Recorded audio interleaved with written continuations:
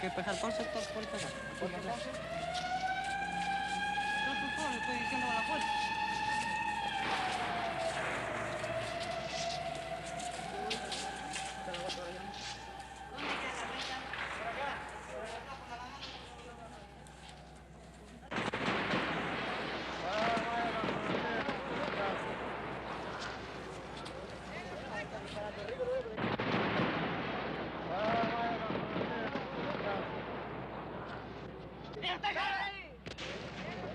Santiago de Chile, 29 de junio de 1973. Al no poder destituir constitucionalmente al presidente Allende, la estrategia del gobierno norteamericano y la oposición chilena pasa a ser la estrategia del golpe de Estado.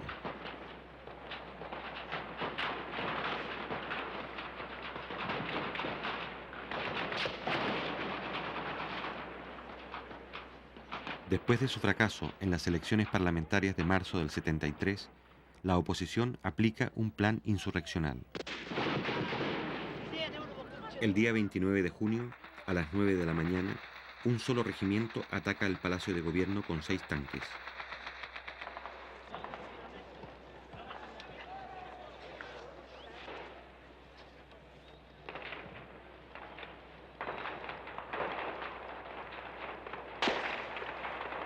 Un poco más tarde, un corresponsal argentino filma su propia muerte. También registra, 2 meses antes del golpe final, la verdadera cara de un sector del ejército chileno.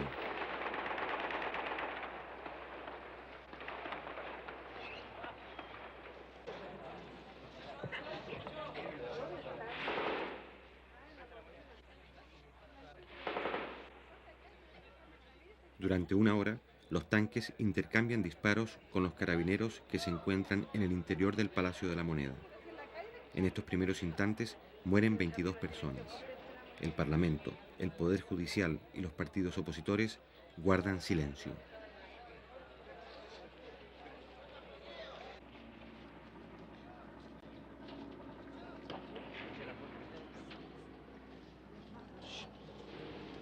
Sin embargo, las tropas golpistas no reciben el apoyo del resto de las Fuerzas Armadas.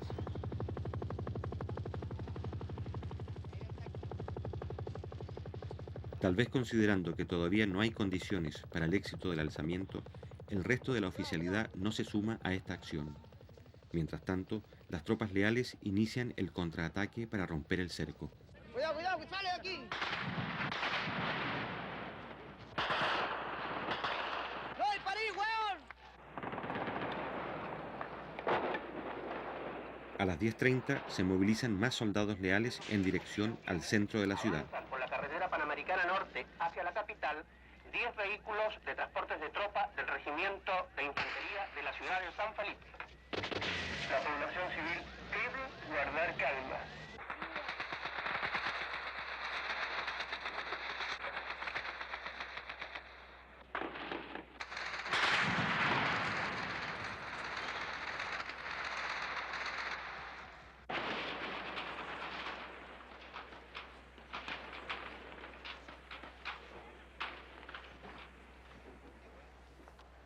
Al cabo de un breve enfrentamiento, los tanques inician la retirada.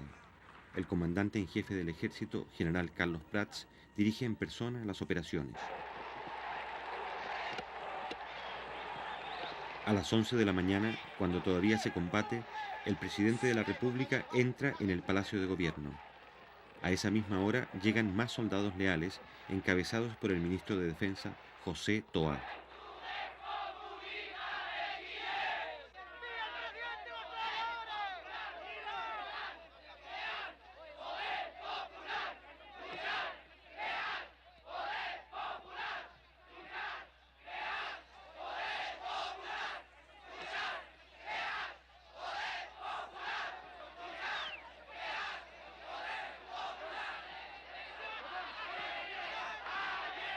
Si bien la situación mejora, todavía hay algunas fuerzas golpistas que no se han rendido.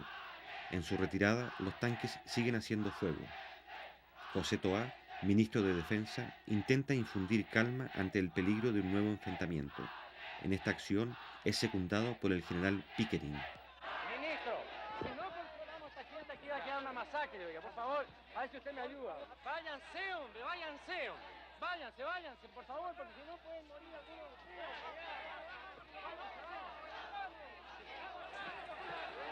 Los generales Pickering, Sepúlveda y Prats encabezan el grupo de oficiales que sofocan el cuartelazo. En cambio, otros altos mandos se limitan a permanecer expectantes. Tal es el caso de Augusto Pinochet, más tarde jefe del gobierno militar, que esta vez se suma a las fuerzas leales. A las 11:30 horas, el general Carlos Prats asegura al ministro de Defensa la rendición de los alzados y señala la ubicación de sus propias tropas. Pero en el lado sur de la Moneda está la escuela de suboficiales, en el lado norte está el regimiento Win. Pero el general Prats va a considerar indispensable la implantación del estado de sitio para controlar la situación. Pedir el estado de sitio inmediatamente. Porque esta situación de esa manera no se puede controlar.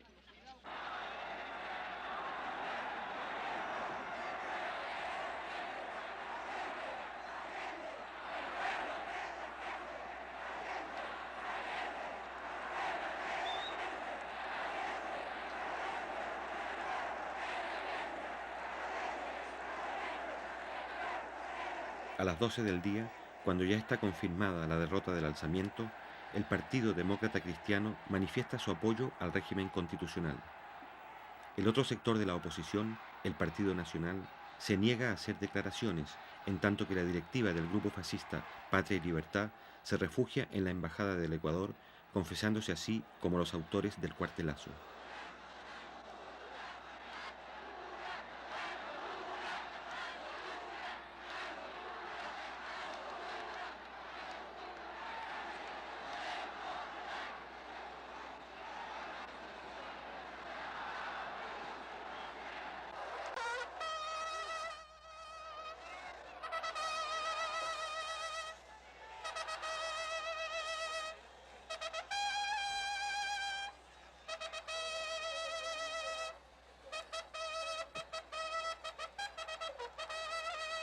A las 6 de la tarde, la bandera presidencial es arriada por la guardia que ha defendido el palacio. Durante 2 horas, esta compañía, al mando del teniente Pérez, se ha negado a entregar la sede del gobierno. Junto con Prats, son los héroes de la jornada.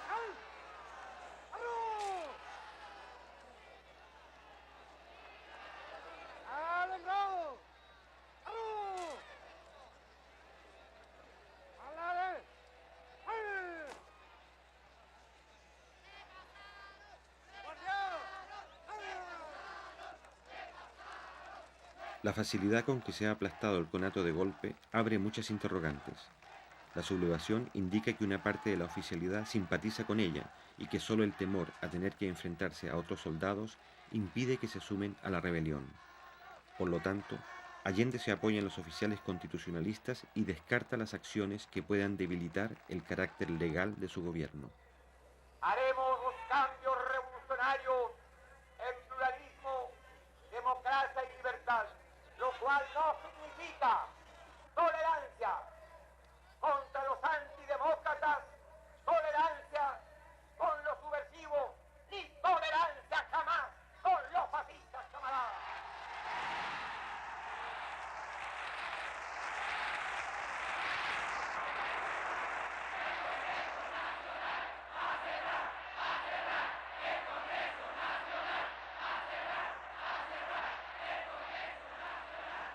Pero tienen que entender cuál es la real posición de este gobierno.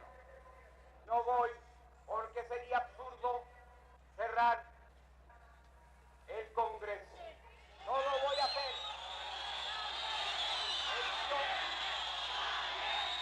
Esto respeto. Pero si es necesario, enviaré un proyecto de ley para llamar a un plebiscito para que el pueblo se pronuncie.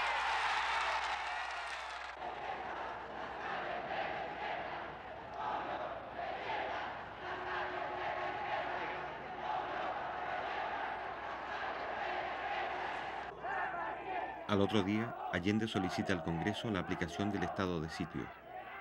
Desde la mañana del 29 de junio, los trabajadores de izquierda asumen el control de fábricas, empresas, minas y centros agrícolas a lo largo de todo Chile.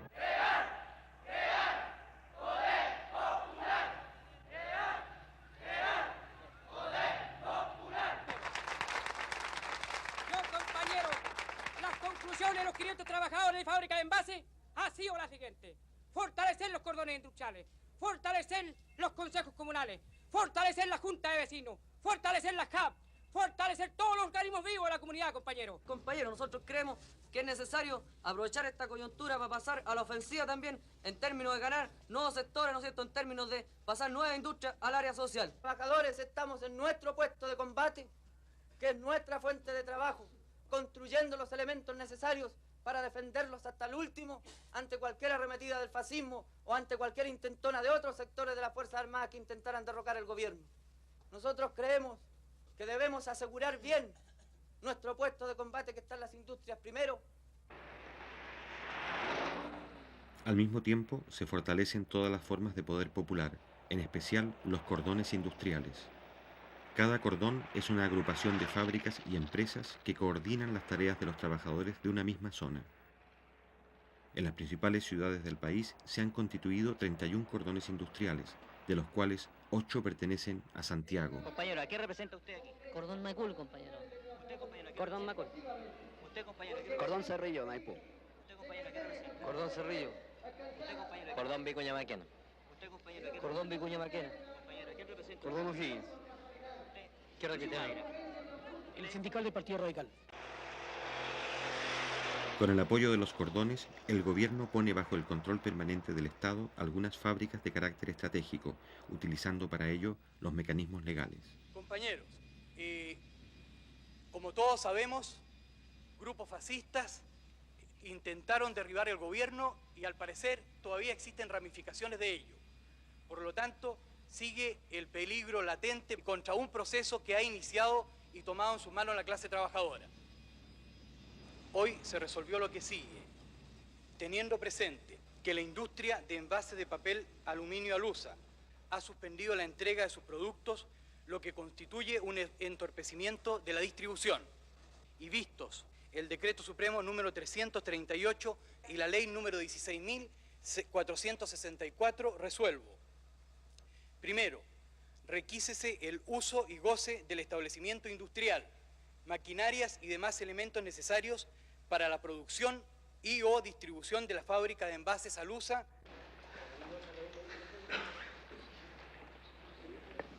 El 2 de julio, la ley sobre el estado de sitio, propuesta por Allende, es presentada en el Parlamento.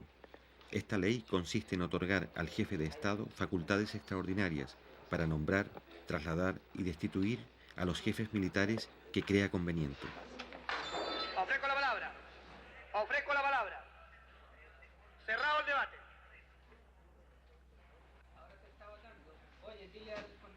Durante los 3 gobiernos anteriores, la implantación del estado de sitio ha sido autorizada 2 veces.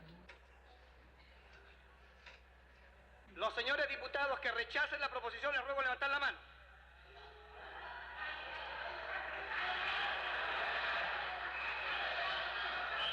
El estado de sitio, principal instrumento para afrontar una situación de emergencia, no es autorizado. Resultado de la votación. Por la afirmativa 52 votos, por la negativa 81. Queda rechazada la proposición formulada por el Ejecutivo. La iniciativa del Ejecutivo no consigue convencer al Parlamento. Los partidos opositores estiman injustificado conceder a Allende poderes especiales.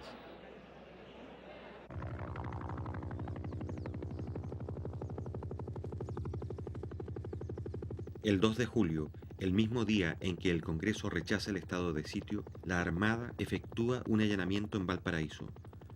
Un año antes, el Parlamento ha promulgado una ley de control de armas que faculta a los militares para efectuar registros en busca de armamento, sin orden judicial ni autorización del gobierno. A pesar de la creciente acción terrorista de los grupos de extrema derecha, esta ley, hasta ahora, nunca había sido puesta en práctica por los militares.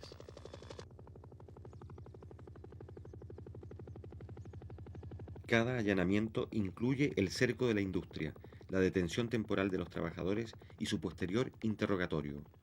Así, sin saltarse la ley, algunos oficiales comienzan a actuar contra los empleados y obreros de las fábricas. En este primer allanamiento no se encuentran armas.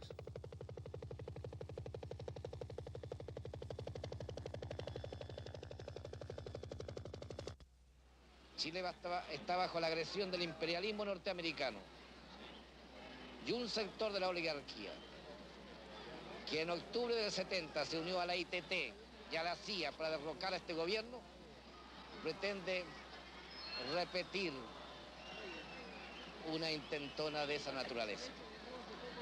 Entonces la lucha en este momento tiene un carácter patriótico y nacional. Chile tiene pleno derecho a regirse de acuerdo con la voluntad de su pueblo. Al mismo tiempo, está en marcha un proceso de transformaciones sociales revolucionarias que tiene como finalidad abrir camino a una sociedad socialista. Frente a la amenaza de golpe de Estado, el Partido Comunista y un sector de la izquierda coinciden con Salvador Allende. Se trata de evitar un enfrentamiento armado en condiciones que se estiman desfavorables. Para ello, este sector plantea apoyarse en los mandos militares que respetan el sistema democrático. En el plano político, tanto Allende como este sector desean llegar a un acuerdo mínimo con la democracia cristiana. El objetivo es reforzar la estabilidad del gobierno y crear un vasto frente contra la guerra civil. Ellos han desarrollado toda una campaña en estos días. Continúan con su campaña orientada a señalar que se trata, en el caso del gobierno popular, de un gobierno ilegítimo. Yo quiero preguntarle al señor Víctor García Garcena cuál es la opinión del Partido Nacional acerca de los hechos del 29 de junio, del tancazo que culminara con la muerte de más de 20 personas inocentes. Yo quiero preguntarle cuál es su opinión, porque el diario La Tribuna, al día siguiente de este hecho, señalaba que se trataba de un show, porque la Radio Agricultura, durante los momentos en que se desarrollaba el intento faccioso, lanzaba, ¿no es cierto?, al aire consignas tales como por fin ha llegado el día que tantos chilenos esperaban, por fin las Fuerzas Armadas se han decidido a enfrentar este gobierno totalitario, marxista y los otros epítetos que el partido del señor Víctor García Garcena coloca. Este es un delito político, este es un atentado en contra de nuestro pueblo, el más grave atentado precisamente contra la democracia y el régimen constitucional que ellos dicen defender de la boca para afuera. Don Víctor García Garcena ya fue encarcelado en una ocasión por el gobierno de la democracia cristiana en 1967 por sus actuaciones sediciosas en nombre del Partido Nacional. Buenas noches, señores telespectadores. Como ustedes pueden ver y han oído, el joven estudiante me ha emplazado a mí diciéndome que soy sedicioso. Óiganlo bien, pero mírenlo a él y mírenme a mí. Miren esa vida y miren la mía. Yo no sé cómo no se han caído las cámaras de vergüenza. Esta es la pura verdad. El que dedicó su vida a la revolución.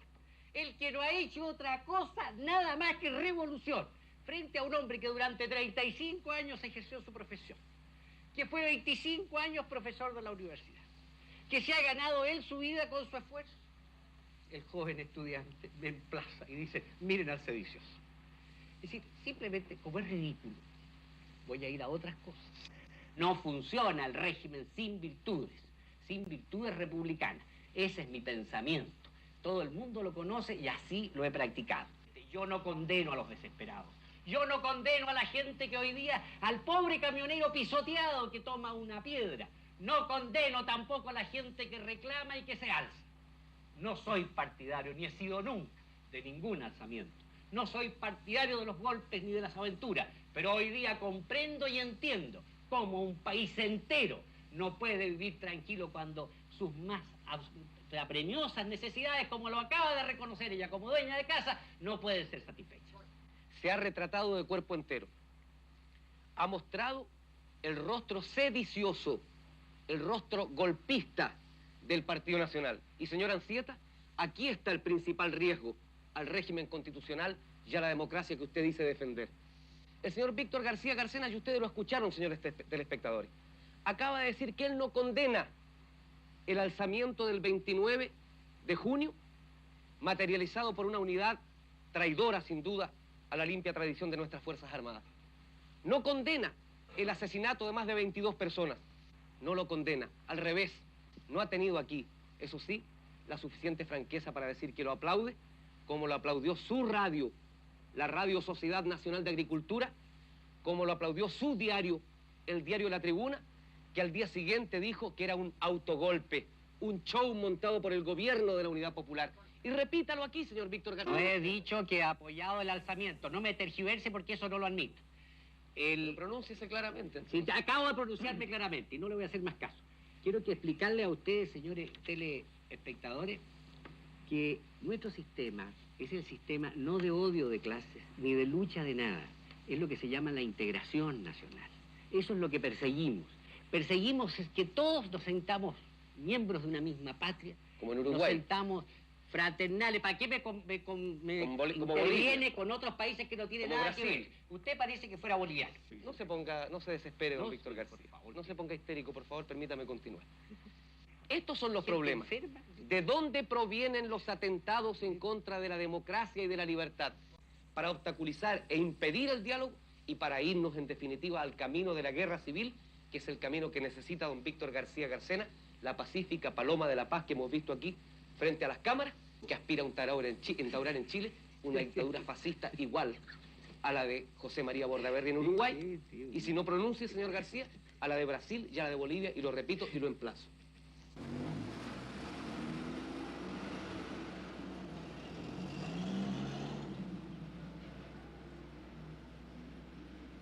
El día 5 de julio, Salvador Allende forma un nuevo gabinete para superar la crisis y crear condiciones para un diálogo con la democracia cristiana. Con este fin, trata de incorporar a una personalidad de este partido. Yo sé perfectamente bien que los procesos revolucionarios sacuden y convulsionan a los pueblos, pero sé también que aquí hemos querido y tratamos de hacer algo que otros pueblos no alcanzaron, una revolución por causas distintos, de acuerdo a nuestra historia, a nuestra tradición y a nuestra realidad. Espero que todos seamos capaces de escribir una página más para señalar que Chile tiene su propia voluntad creadora y su noble decisión de hacer cada vez más grande la patria. Luego tomar juramento de estilo.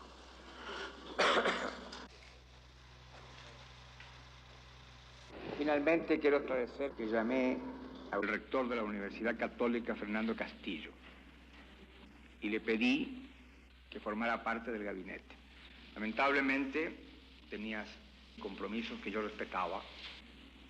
Respeté entonces las razones y a pesar de muy buena disposición, no pude contar con la colaboración de Fernando Castillo.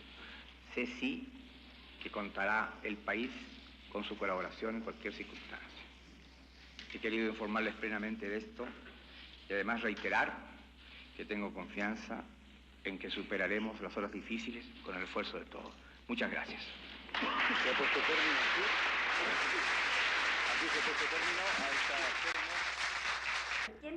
¿Por qué se produce esta ruptura que no es la deseada ni por el gobierno? A mi juicio porque la Unidad Popular, cuando plantea programas, proyectos para Chile, que pudieran tener realmente y significar la acumulación de intereses hacia ese objetivo, la Unidad Popular primero plantea a ver quiénes estarán supuestamente en oposición a esto. Los busca con cabo de vela por todas partes, hasta buscar todos los enemigos posibles y después plantearlos como una minoría. Cuando yo creo que los grandes planteamientos de transformación de nuestra sociedad son planteamientos que, bien lanzados como mensaje, buscando todos aquellos que puedan confluir como una fuerza realmente creciente hacia los objetivos de Chile, es lo que es la más fundamental obligación de un gobierno.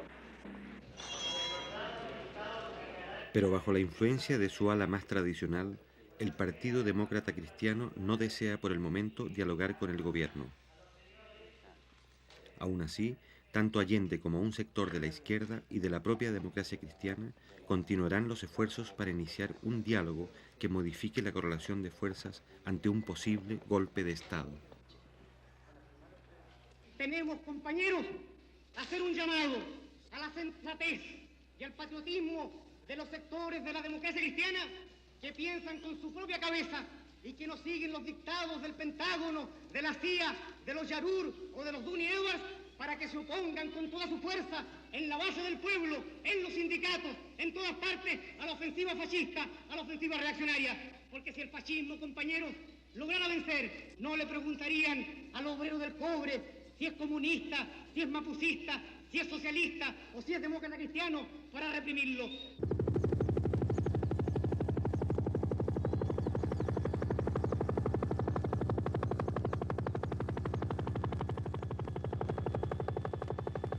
El día 8 de julio, la Infantería de Marina efectúa un allanamiento en Valparaíso.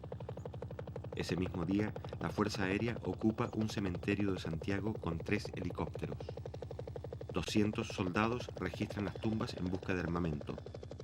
En ambos casos no se encuentran armas.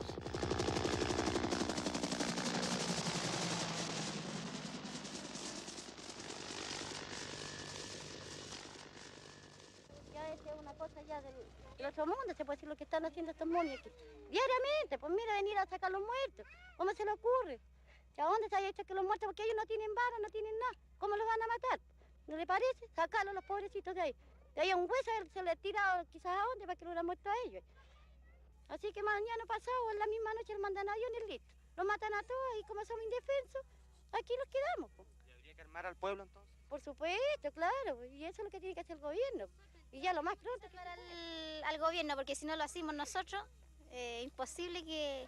Nosotros somos la fuerza de él, porque por él, o sea, él está de presidente por nosotros, porque nosotros lo sacamos, no ellos, porque los ricos jamás van a tirar para nosotros. Y todo lo que tenemos nosotros ahora lo tenemos por el gobierno de ahora, porque nosotros nunca habíamos tenido nada. Así que, ¿cómo no va a estar agradecido uno del gobierno? Eso es lo que hay que hacerle entender a alguna gente que todavía está errada. Tienen su mente medio extraviada y no me traigo. Tienen su mente medio extraviada y no comprenden las obras que se hacen. Uno que está cada día saliendo a trámite cosas, ve lo de arriba, ve el esfuerzo que hacen por los pobladores. Así que... ¿Qué es lo que tenemos que hacer nosotros para defender este gobierno? Unirnos. En primer lugar... Si vienen con armas ellos, ¿cómo le respondemos? Tendríamos que también tener cómo defendernos. Yo creo que ese es el pensamiento de todos aquí. Al menos aquí nadie tiene un arma en este campamento, nadie. Y usted sabe que con mano, con palo no se puede hacer nada. Si vienen ellos con un arma de fuego no se puede hacer nada. Existen las organizaciones de defensa por parte de los trabajadores. Existen las brigadas que en un momento determinado pudieran moverse. Pero no existen los elementos populares para defender las industrias, ni existen los elementos populares siquiera para movilizar trabajadores en una franca disposición de combate o de lucha callejera contra algunos sectores militares o algunos sectores del fascismo provistos de esos elementos. ¡Milicia popular! ¡Milicia popular! El día 12 de julio, el Partido Socialista hace pública su posición frente a la amenaza de golpe. Los soldados, marinos, aviadores y carabineros no pueden prestarse en ningún momento y bajo ninguna circunstancia para asesinar trabajadores. Y llegado el caso de que algunos oficiales se alzaran, los oficiales, suboficiales, clase y soldados no tienen la obligación de prestarle obediencia. Aún más claro, no solo tienen el deber de negarse a acatar órdenes que signifiquen disparar contra el pueblo o participar en aventuras golpistas contra el gobierno o los trabajadores, sino que oponerse activamente a ellas. La burguesía debe estar clara que no puede actuar impunemente. A cada acción subversiva, a cada atentado contra Chile y su gobierno, los trabajadores responderán invariablemente utilizando todos los métodos y con todos los recursos que sea necesario.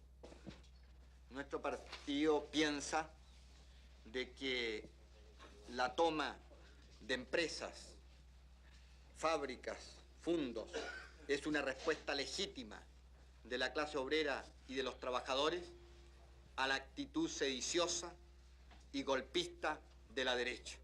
Hemos dicho de que la reacción debe pensar cada uno de sus pasos. Sobre la posición del partido frente a estos allanamientos que hacen los militares de nuestra industria a la búsqueda de armas, que considero que es una forma ofensiva hacia la clase, porque considero que los trabajadores, si en algún momento se hubiesen armado, es para defender a su gobierno, el gobierno de los trabajadores. Entonces, usted como abogado y jurista, ¿cierto?, podría explicarnos cuándo es legal, ¿no es cierto?, y cuándo es ilegal. Porque aquí aparece una cosa. Nosotros apareceríamos en la ilegalidad tratando de defender al gobierno de los trabajadores como trabajadores mismos si tomásemos la precaución de adquirir algún armamento. Yo creo que el pueblo, para defender a su gobierno, debe recurrir a todos los medios de que disponga.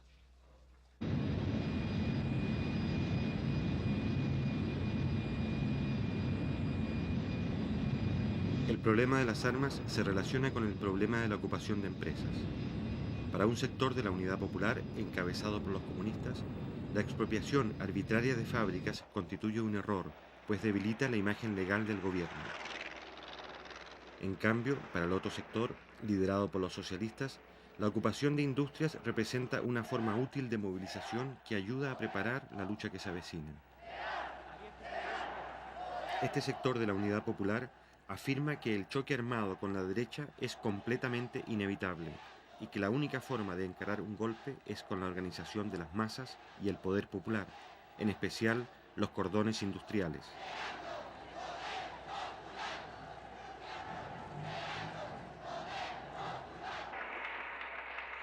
Hoy, compañeros, es tarea también para ponerle una muralla a los reaccionarios y salir adelante la formación de los cordones industriales en todo el país. Se trata, compañeros, que los dirigentes sindicales nuestros tomen esa tarea como una tarea prioritaria de ellos, que se conecten compañeros de otras empresas, que en sus sindicatos planteen a los otros dirigentes la necesidad de vincularse con los compañeros de la otra cuadra, con los compañeros de más allá. Y así, compañeros, vamos construyendo esa fuerza popular que es la base para avanzar, que es la muralla para detener los intentos de la reacción.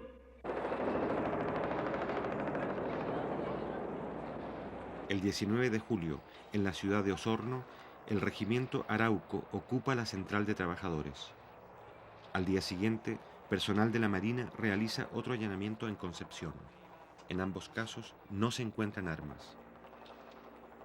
El 12 de julio, el movimiento de izquierda revolucionaria, MIR, desde fuera de la Unidad Popular, plantea su posición. A lo largo y ancho del país se oye un solo grito que resuena en las fábricas, fundos, poblaciones y liceos, en los cuarteles del pueblo. El llamado a crear, fortalecer y multiplicar el poder popular, el poder de los comandos comunales, el poder de los obreros y los campesinos.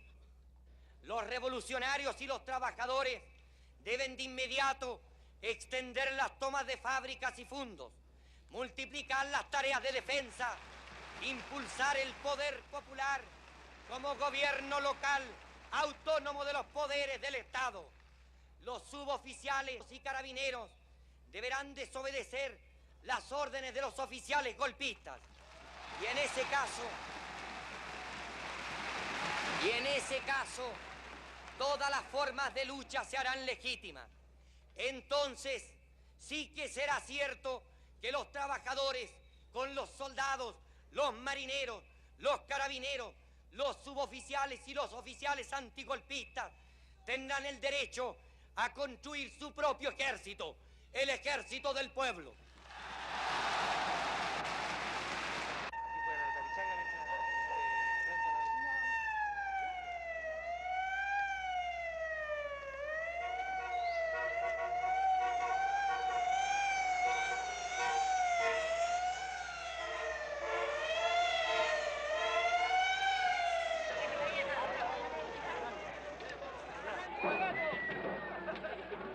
El 19 de julio, los trabajadores del cordón industrial Vicuña Maquena ocupan la principal carretera de su área.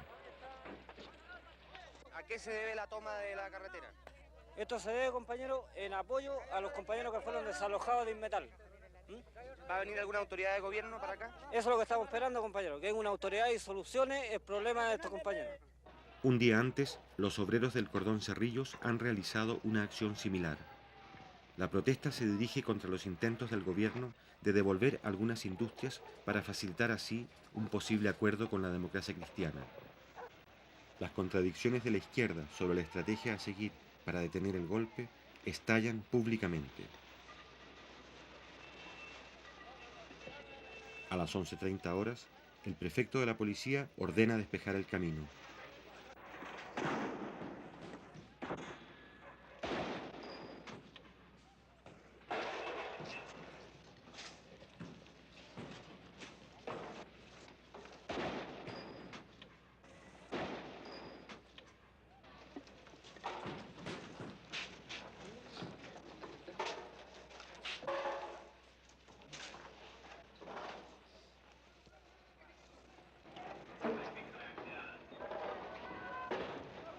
Los carabineros solo pueden avanzar hasta la primera barricada. Más allá hay 4.000 obreros a lo largo de 7 kilómetros.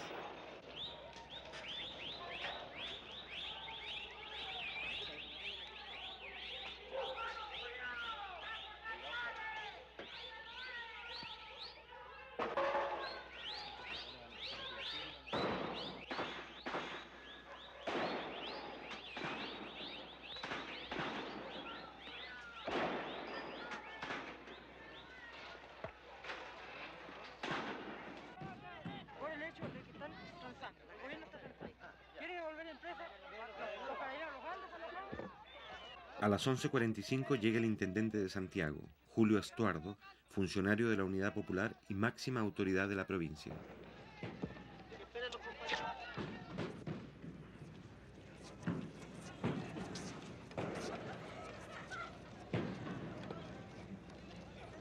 Su misión consiste en disolver el enfrentamiento. Al prefecto que por instrucciones mías no se va a mover nada aquí y ustedes se van a retirar a 2 cuadras más allá. ¿Ah?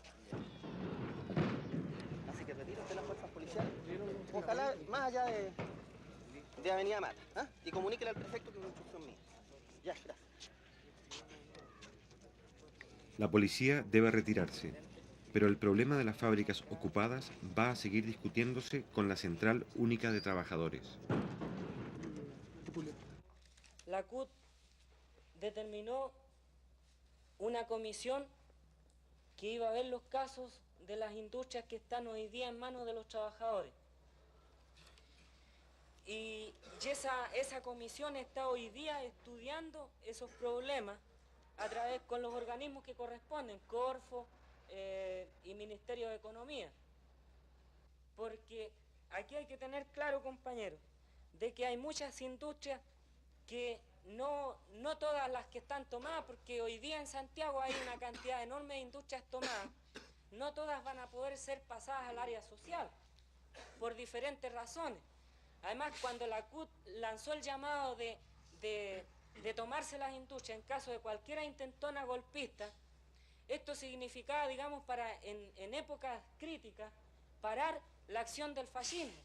Pero en todo caso eso no significa de que indiscriminadamente todo tipo de industria va a pasar al área social, porque por allí también hay algunos problemas con industrias que están desfinanciadas totalmente y que el Estado, al hacerse cargo de ellas, digamos, en la práctica se hace cargo de callo, cuestión que no puede ser.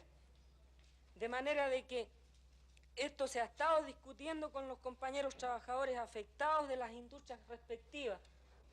Como le digo, lo que queremos es una pronta decisión de la CUT, sea buena o mala, pero que sea una decisión para que esa no sea un anticuerpo en el seno de los trabajadores, compañeros. Nada más. El problema es que allí hay otras cuestiones de fondo. Esas empresas, por ejemplo, de capitales suizos, ¿qué pasa? De que hay un problema de relaciones internacionales allí. Ahora, ¿pero qué tiene que ver las relaciones internacionales con los problemas de los trabajadores?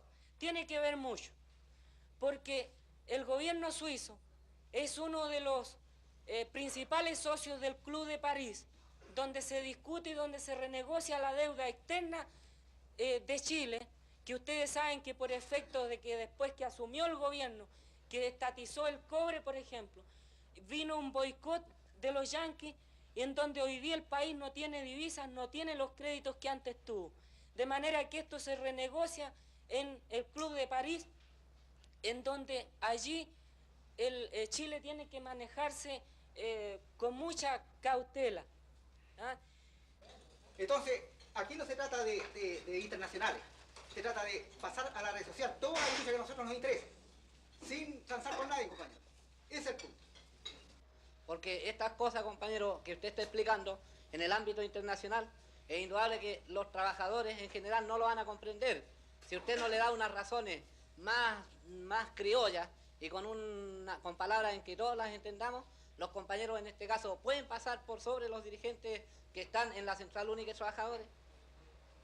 Yo le puedo responder también a eso, o sea, también hay respuestas, si pudiéramos decir, más criollas, más chilenas, porque hoy día, ustedes saben, compañeros, de que nosotros, la clase obrera, a través de este gobierno hemos ganado una parte del poder, pero no hemos ganado todo el poder. La reacción busca de que las fuerzas del orden, ya sean carabineros o militares, se enfrenten a los trabajadores a través de esa lucha que plantea el compañero y no obedecen a la dirección central aquí. Se toman justicia por sus manos y se enfrentan a los carabineros, se enfrentan a los milicos y después entonces se acusa al gobierno de que aquí hay indisciplina, de que no hay autoridad y estamos a un paso de que se acuse constitucionalmente al presidente de la República, porque eso es lo que quieren. Pero nosotros, compañeros, también tenemos la película bien clara. Se nos pidió organización, que nos organizáramos los obreros, que entráramos a formar los cordones y comenzáramos a organizarnos en todos los frentes. Nos hemos organizado, compañeros, en los frentes poblacionales. Nos hemos organizado en los frentes obreros, en los sindicatos. Nos hemos también organizado en los cordones. Y aún seguimos con la misma cantinela, pues, compañeros, de que no es el momento y de que hay un poder legislativo y hay un poder judicial. Se nos pidió que nos organizáramos desde un comienzo de la población hasta el nivel más alto. Y hasta el momento nos hemos organizado, pues, compañeros, y seguimos aún diciendo, el compañero presidente nos sigue pidiendo a nosotros que tengamos calma, que sigamos actuando en esta forma y sigamos organizándonos. ¿Pero para qué? ¿Cuál es el miedo, compañeros, de llegar a presentarnos los obreros en un paro general? Y presentarlo a los pobladores también a su vez y pedir al compañero presidente, como a todo el Poder Ejecutivo, de que una vez por todas se decida, pues, compañeros, cuál es el plan que tiene de lucha, cuál es el plan para que nosotros también al organizarnos nos presentemos frente a ellos y pidamos, compañeros, si es necesario, como presentan lo de la derecha, que lleguemos a un plebiscito. Nosotros comenzamos el plebiscito, compañeros, por las poblaciones hasta el nivel más alto. Y le aseguro que ganamos de aquí a Huancagua, pues, compañeros, y pasamos de largo, pues, compañeros. Porque tenemos organización dentro de los campamentos, dentro de los cordones industriales, dentro de los sindicatos. Y la CUT, compañeros, está apernando igual todavía, pidiéndonos a nosotros que tengamos calma y que esto no se puede hacer porque esto pertenece a la reina Isabel, el otro pertenece a Suiza, y así, y en fin, compañeros, siguen inventando cosas. La verdad de las cosas, compañeros, es que el pueblo, los obreros ya nos estamos cansando, porque esto es tramitación.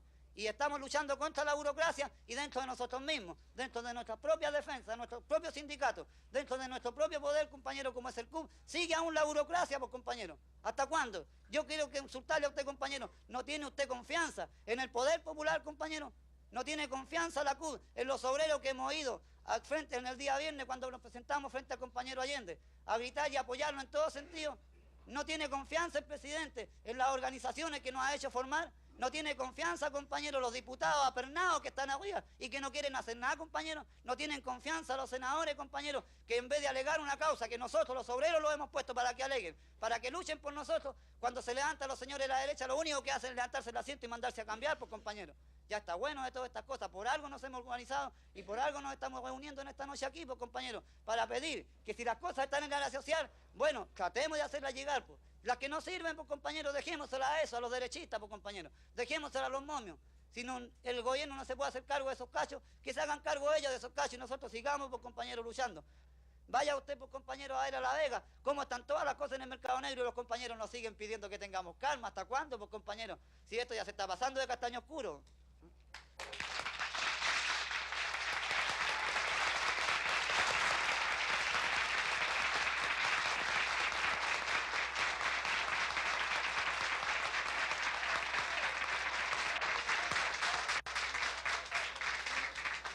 ¿Acaso ustedes no saben la composición de clase que existe hoy día en las Fuerzas Armadas, compañeros?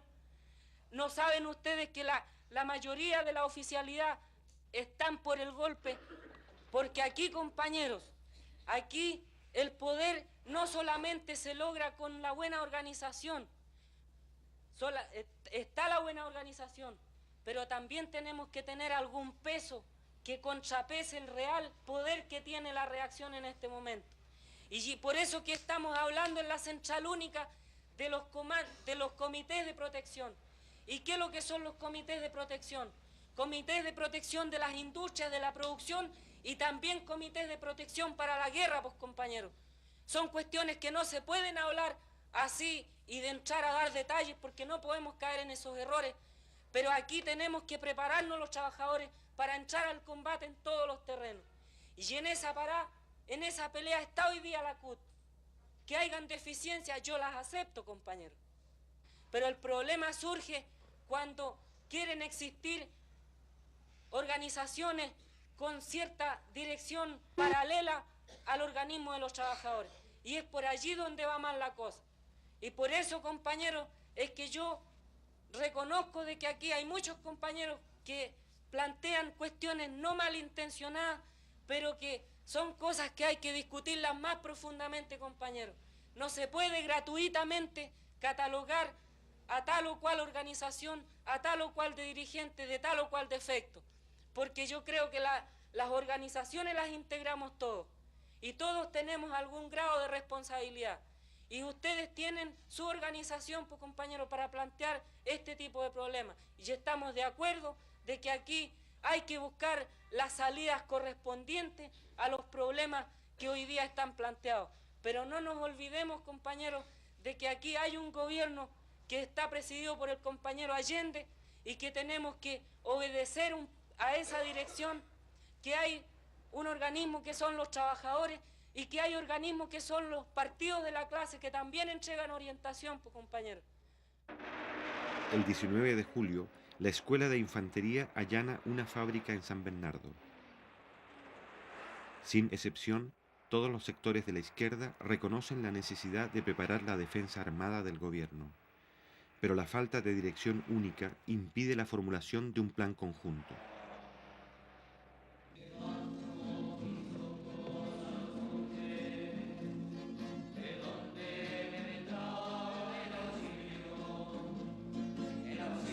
El 20 de julio, en vista del clima de violencia, la Iglesia Católica lanza públicamente un llamado en favor del entendimiento pacífico.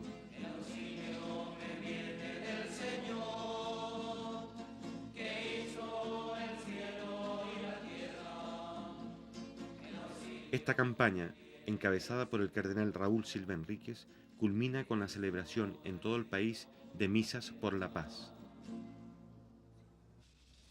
Por los representantes del pueblo que ejercen los poderes públicos del Estado, que su competencia, acentuada por la sabiduría y la prudencia que vienen de Dios, los haga estar siempre al servicio de la patria para auténtico bien de las comunidades.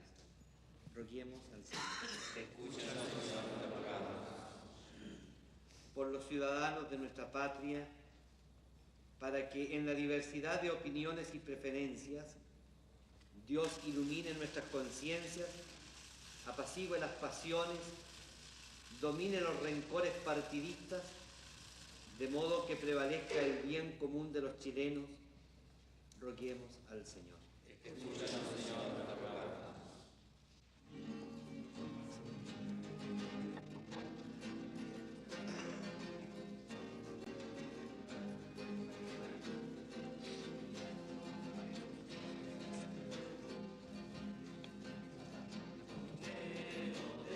El llamado a la pacificación que hace la Iglesia coloca a algunos jefes de la democracia cristiana en una posición difícil. Durante 20 días se han negado a aceptar el diálogo con Allende. Si ahora no cambian su actitud, entrarán en conflicto con la posición pública de la Iglesia.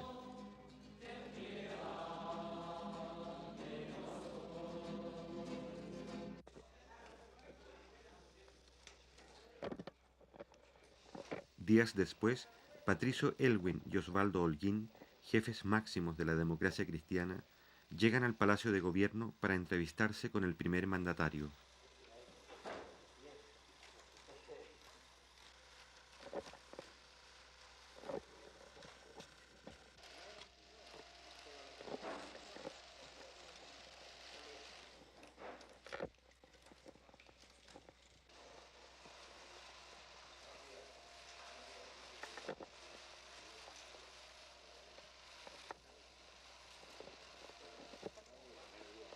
Consciente de las diferencias, pero convencido de su plan, Allende se muestra dispuesto a lograr un entendimiento mínimo que evite la ruptura constitucional.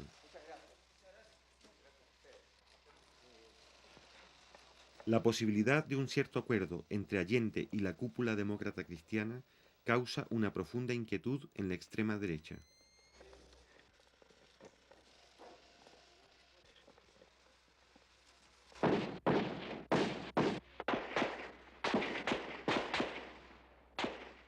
El 27 de julio, a la 1:30 de la madrugada, el comandante Arturo Araya Peters, edecán naval del presidente Allende, es asesinado por un comando.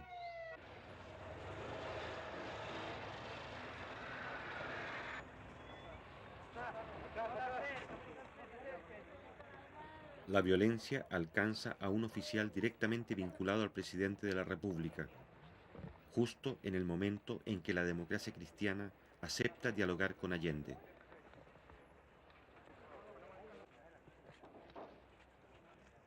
El comandante Arturo Araya se había convertido en el principal enlace entre el gobierno y los oficiales constitucionalistas de la Marina.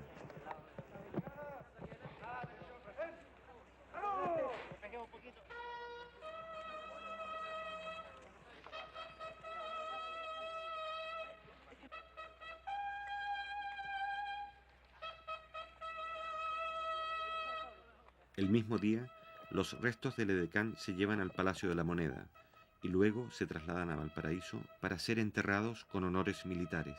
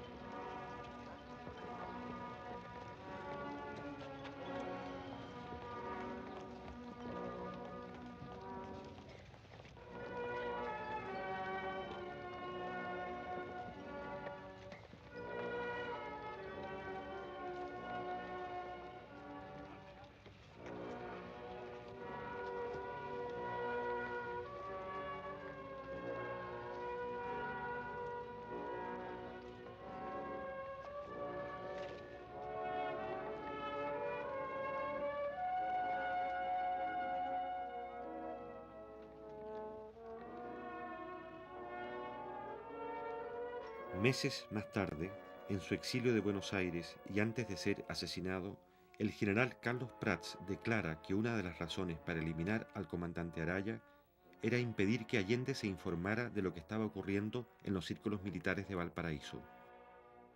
Es aquí donde un sector de la oficialidad empieza a planificar el golpe de Estado con la asesoría del gobierno norteamericano.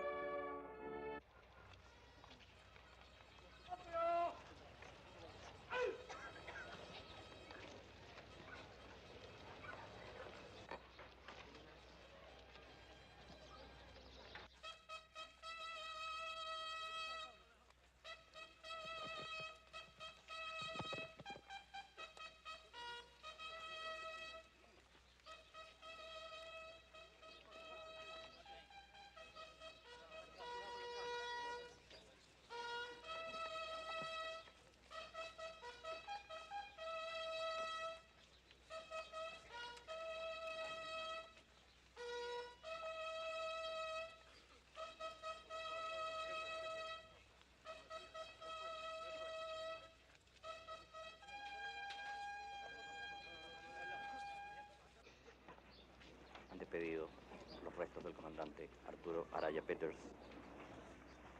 el señor comandante en jefe de la Armada Nacional, almirante Raúl Montero Cornejo, y también el que fue su compañero de curso, capitán de navío Guillermo Aldonay Hanson.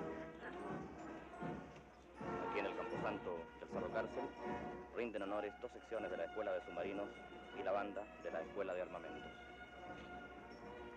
Brillante fue la trayectoria por las filas de la Armada del comandante capitán de navío Arturo Araya Peters, Su Excelencia el Presidente de la República, doctor Salvador Allende, ministros de Estado, los jefes de las Fuerzas Armadas.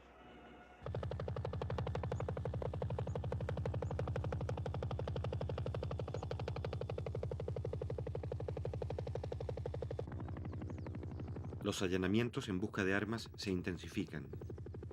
El día 3 de agosto, los militares rodean una de las principales fábricas del Cordón Cerrillos. Estos operativos permiten a los oficiales reconocer el terreno y estudiar la reacción de los trabajadores. A su vez, acostumbran a la tropa a enfrentarse con la población civil y vigilan el comportamiento de sus propios soldados. Al otro día, la 5ª División del Ejército ocupa el barrio industrial de Punta Arenas. Hasta la fecha, los militares han realizado 27 allanamientos en todo el país sin encontrar armas. Por primera vez en un operativo se utilizan tanques.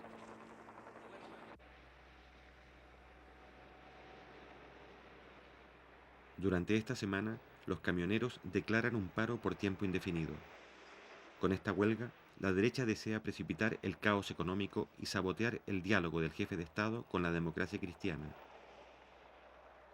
Los empresarios concentran sus vehículos en determinados puntos estratégicos para dar la impresión de fuerza y mantener la cohesión interna. Según revelaciones posteriores del New York Times, los huelguistas son financiados con $5 millones que provienen de la Agencia Central de Inteligencia, CIA. Cada uno de los empresarios recibe $4 diarios al cambio del mercado negro.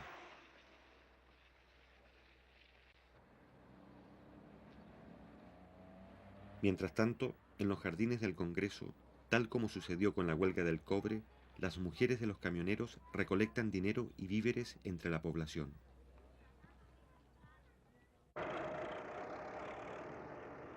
El 31 de julio, el gobierno ordena la reanudación legal de faenas y envía tractores para remolcar los vehículos paralizados hasta Santiago. Sin embargo, los empresarios se oponen por la fuerza y acusan al gobierno de atentar contra la propiedad privada. Estos hechos son filmados por el Canal 13, que simpatiza con la huelga.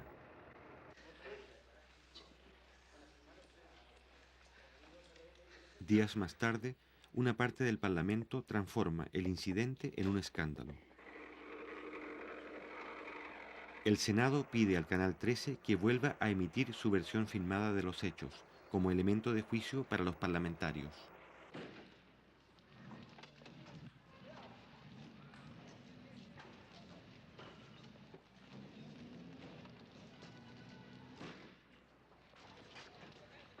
Con el visto bueno de algunos senadores, este canal consigue emitir las imágenes varias veces, presentándolas como un documento de carácter oficial. Esto pone de manifiesto el poder de la oposición en los medios informativos, así como la libertad de expresión que tolera el gobierno. El bloque opositor controla el primer canal de Santiago, así como el 75% de las radios y el 70% de la prensa escrita. En este caso, la incautación de los camiones sirve para alimentar otra campaña más contra el gobierno.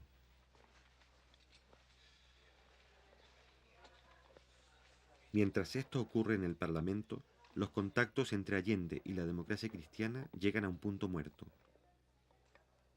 Este partido plantea 3 condiciones. El presidente debe someterse a la autoridad del Congreso y renunciar así a las facultades que otros jefes de Estado tuvieron. Debe abandonar su política de nacionalizaciones y finalmente debe incorporar en puestos claves de gobierno a militares que cuenten con la exclusiva confianza de la democracia cristiana. En respuesta, Allende se opone a esta capitulación y la democracia cristiana suspende el diálogo.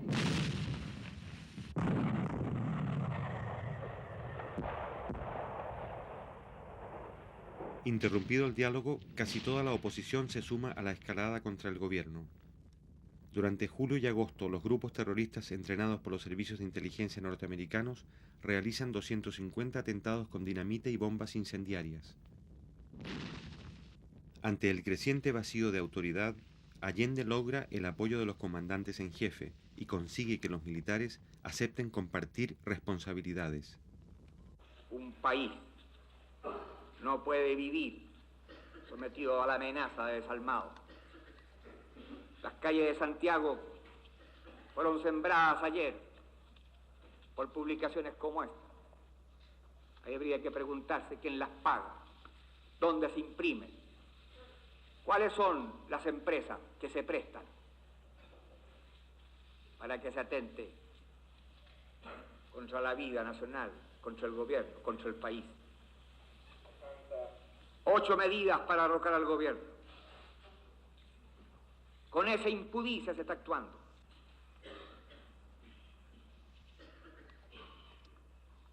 Este gabinete tiene que terminar con el paro fascista de los transportistas, con la decisión del que manejará implacablemente la ley, y sabiendo además que cuenta con la solidaridad de la inmensa mayoría de los chilenos, que quieren evitar por todos los medios la guerra civil en nuestra patria. Orlando Letelier firma en estos instantes su promesa. El 9 de agosto quedan incorporados al gobierno los altos mandos. El general Prats, jefe natural del sector leal, ocupa el Ministerio de Defensa. La jefatura del ejército recae interinamente en el general Pinochet, también considerado constitucionalista. Este nuevo gabinete es recibido con discrepancias por la mayoría de los políticos. La derecha lo rechaza, la democracia cristiana muestra división de opiniones, la izquierda duda. Solo 2 días más tarde, los partidos comunista y socialista apoyan la decisión de Allende. Muchas gracias. Ha terminado el acto.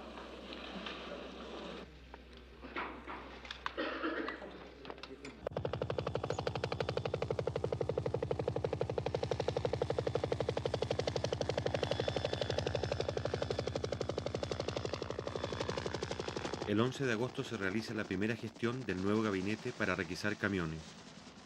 Sin embargo, las órdenes de los altos mandos chocan con la mayoría de los oficiales que miran con simpatías el paro.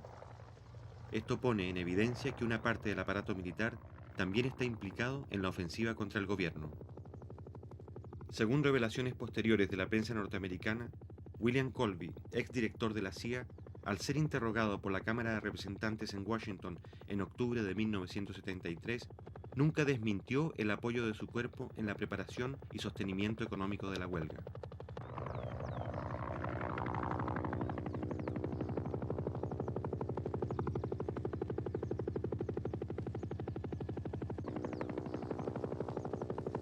El 12 de agosto, el Partido Demócrata Cristiano declara oficialmente su apoyo a la huelga.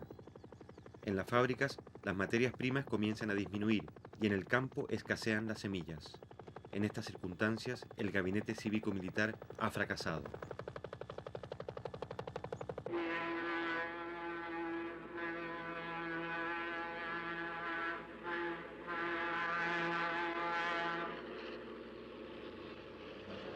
Pero la respuesta popular frente a la huelga continúa. El gobierno y sus partidarios movilizan brigadas para llevar los productos a los centros de distribución. Ante el cierre del comercio, una parte de la población apoya las juntas de abastecimiento y fortalece los llamados almacenes populares. Cada almacén popular está formado por los vecinos de un sector que compra los alimentos directamente al Estado y los vende a precio de costo. En poco tiempo, la mitad de Santiago se beneficia con el abastecimiento directo.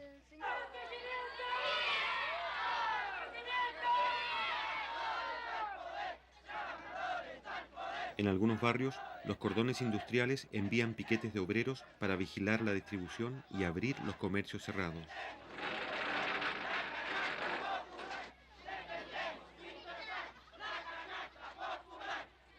En este momento, el poder popular se adelanta a la policía para mantener el orden público y el control de los comerciantes. Ya. Ya. Tenga la bondad de retirarse a los niños aquí. Porque este no es un paro de obreros, compañeros. Este es un paro de empresarios de camiones. Yo no creo que haya un obrero ahí que tenga un camión que esté paralizado. Los que están paralizados son los que tienen flotas de camiones. Y esos son los que están manteniendo esta huelga inútil. Este paro es netamente político. Este es un paro netamente político de que estamos perjudicados nosotros los pobladores. Nosotros estamos pagando todas estas tremendas colitas aquí. Si la cuestión de los camiones se ponen a trabajar, se termina esta cuestión de cola. Pero los trabajadores conscientes salimos a la calle, salimos, luchamos y cumplimos nuestra misión como trabajadores, defendiendo toda la fuente de trabajo y seguimos produciendo y cargando mercaderías para allá y para acá a pulso, cosa que en la población no le faltara ningún alimento. Eso se lo demostramos todos los trabajadores, al compañero presidente, a la autoridad de gobierno. Un sector de los transportistas que apoya al gobierno organiza convoyes para mantener la distribución de alimentos entre las provincias. La población también desarrolla un sistema de abastecimiento por familia denominado canasta popular.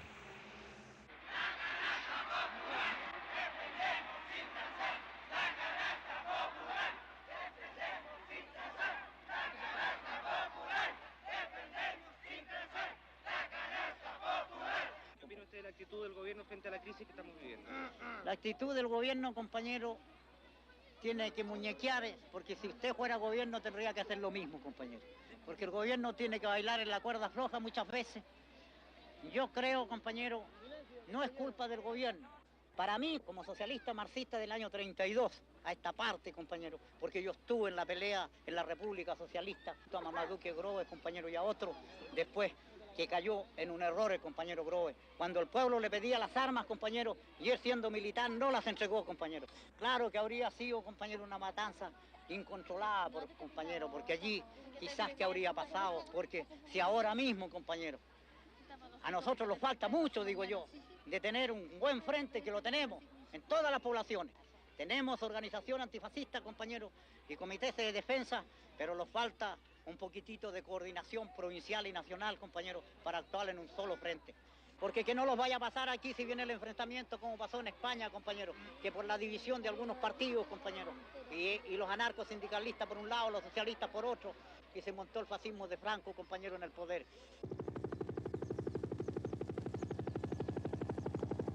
Mientras tanto, en Valparaíso, un grupo de marineros detecta la conspiración naval y denuncia estos hechos a varios jefes de la izquierda. Esta denuncia es descubierta por los altos mandos y los marinos son encarcelados y sometidos a tortura.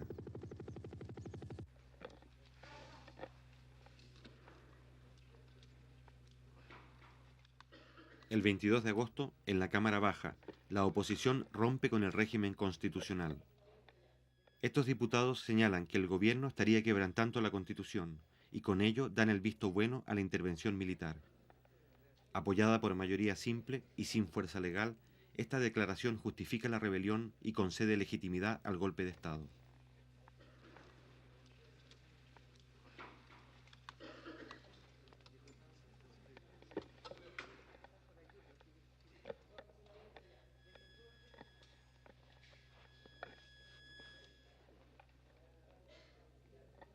A partir de ese momento, los hechos se precipitan. Un grupo de mujeres se congrega frente a la casa del comandante en jefe del ejército, general Prats, jefe natural de los oficiales que respetan el sistema democrático. La manifestación, donde participan las esposas de 6 generales, es para señalar a Carlos Prats de que ya no tiene el apoyo de la cúpula militar. Al otro día, la Junta de Generales le niega su respaldo y Carlos Prats renuncia.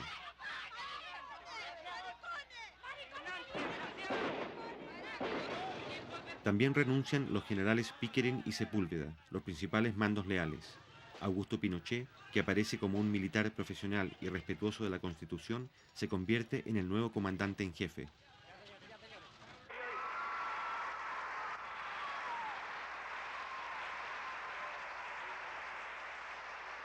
Mientras la conspiración avanza, la oposición civil inicia la última ofensiva. el 14 de agosto, en la Universidad Católica, las mujeres del movimiento Poder Femenino se reúnen para apoyar la huelga del transporte. Es por eso que esta lucha de los transportistas, que ya se libró en octubre, esta vez tiene que ser una batalla hasta las últimas consecuencias. Así lo hemos entendido todos los que estamos apoyando a los transportistas en su justa lucha.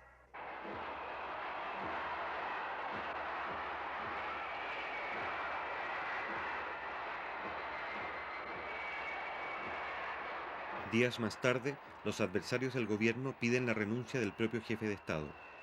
Casi 3 años de guerra económica han permitido a la Casa Blanca y la oposición interna ganar un importante sector de la clase media.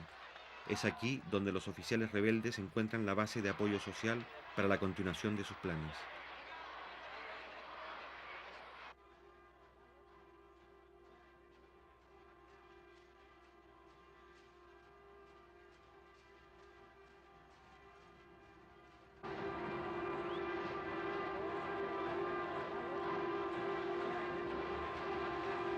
El día 4 de septiembre se cumple el tercer aniversario del triunfo electoral de Salvador Allende. A pesar de la crisis, los simpatizantes del gobierno realizan una de las concentraciones más grandes de la historia política del país.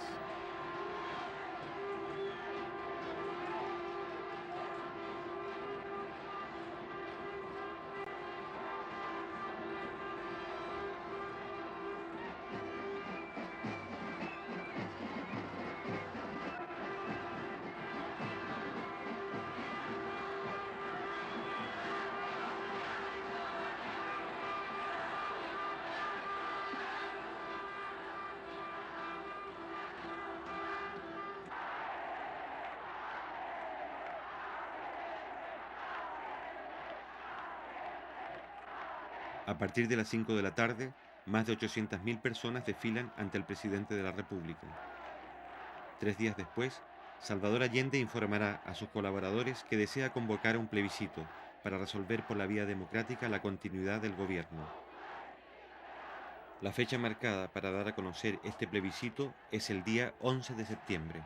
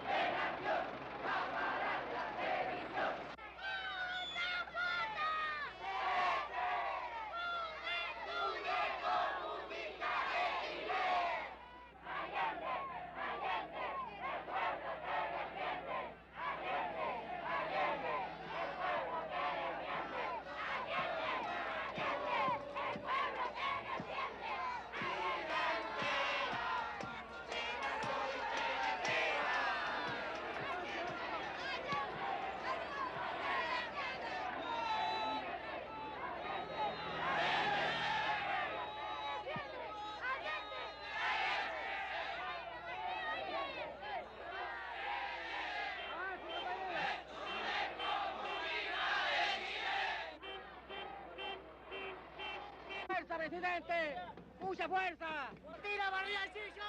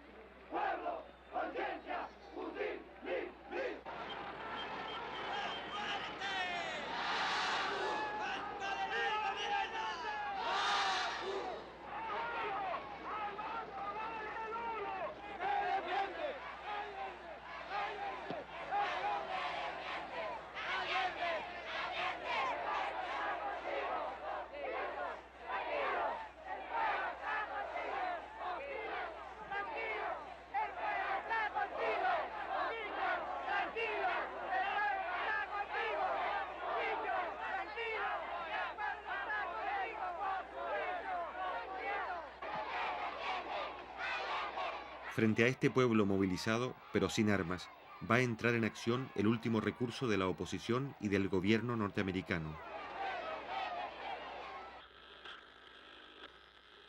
Les habla el presidente de la República, desde el Palacio de la Moneda.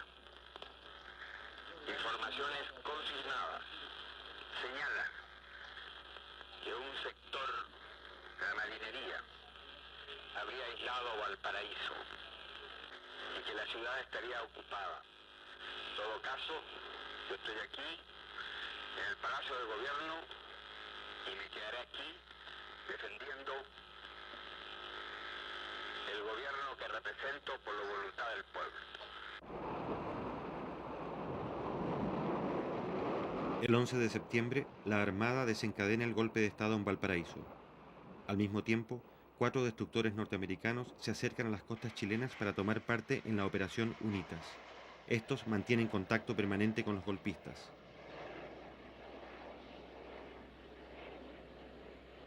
A las 7:30, el presidente Allende ha llegado al Palacio de la Moneda para impartir instrucciones. La situación es crítica. No existe un plan conjunto para la defensa armada del gobierno. Durante la madrugada, la mayoría de los oficiales leales han sido neutralizados. A las 8 de la mañana, 2 aparatos de la Fuerza Aérea empiezan a sobrevolar la capital. A las 8:20, los jefes de la sublevación exigen la renuncia de Allende y le ofrecen un avión para que abandone el país. A las 9:15, el presidente se prepara para combatir y habla nuevamente por radio. La Fuerza Aérea ha bombardeado las torres de Radio Portales y Radio Corporación. Ante estos hechos, solo me cabe decirle a los trabajadores, yo no voy a renunciar. Colocado en un tránsito histórico, pagaré con mi vida la lealtad del pueblo. La historia es nuestra y la hacen los pueblos. ¡Viva Chile! ¡Viva el pueblo! ¡Vivan los trabajadores!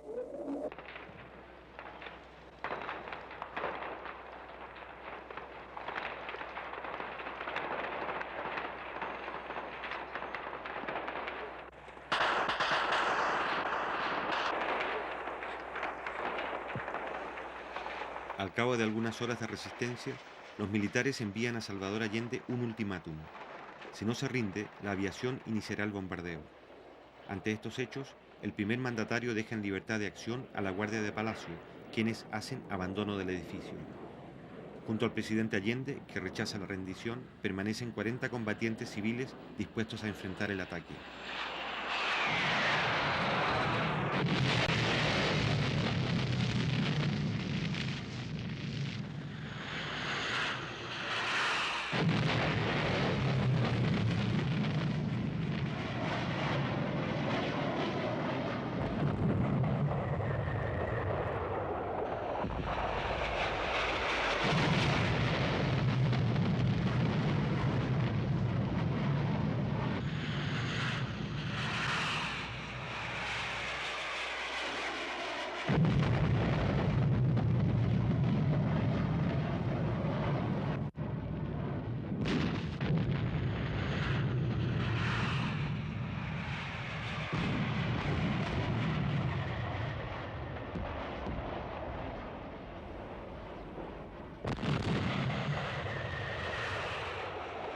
A pesar de todo, los defensores del palacio resisten 3 horas, mientras se producen pequeños combates en varios lugares de Santiago y en provincias. A las 2:15 de la tarde, el presidente Allende muere en La Moneda.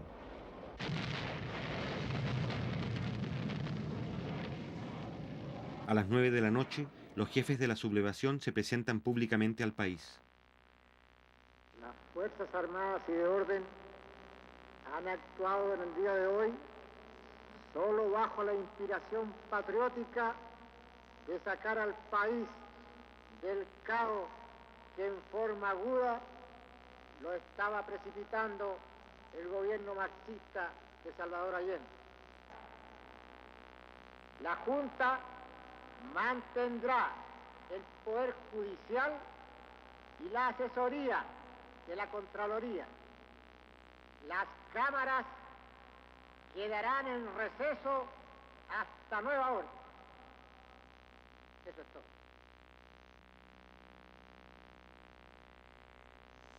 Tal vez sea triste que se haya quebrado una tradición democrática que en este continente era larga. Pero cuando el Estado pierde sus calidades, vienen aquellos que por mandato mantener su vigencia, asumir ese cargo. Hoy lo hacemos. Y estamos seguros que Chile entero tiene que comprender el sacrificio que nos significa. No se trata de aplastar tendencias o corrientes ideológicas, ni de ejercer venganzas personales, sino, como dije, de restablecer el orden público y volver al país por la senda del cumplimiento de la Constitución y las leyes de la República. Después de 3 años de soportar el cáncer marxista que nos llevó a un descalabro económico, moral y social que no se podía seguir tolerando por los sagrados intereses de la patria, nos hemos visto obligados a asumir la triste y dolorosa misión que hemos acometido. No tenemos miedo, sabemos la responsabilidad enorme que cargará sobre nuestros hombros, pero tenemos la certeza, la seguridad de que la enorme mayoría del pueblo chileno está con nosotros, está dispuesto a luchar contra el marxismo, está dispuesto a extirparlo hasta las últimas consecuencias.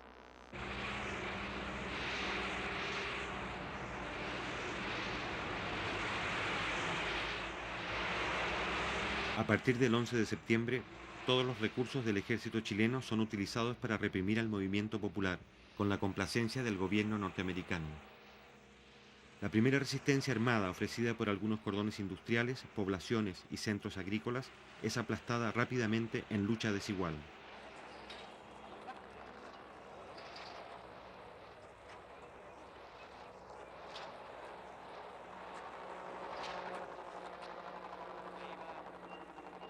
Miles de personas pierden la vida y los principales campos deportivos se convierten en campos de concentración. La democracia más larga de la historia de América Latina ha dejado de existir. Sin embargo, a partir del 11 de septiembre, las fuerzas democráticas se reorganizan y adoptan diversas formas de resistencia.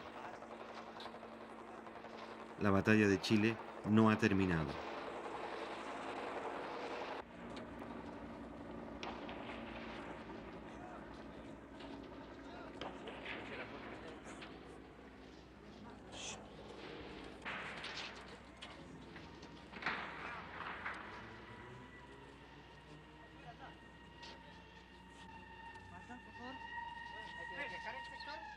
Que despejar todo el sector por acá.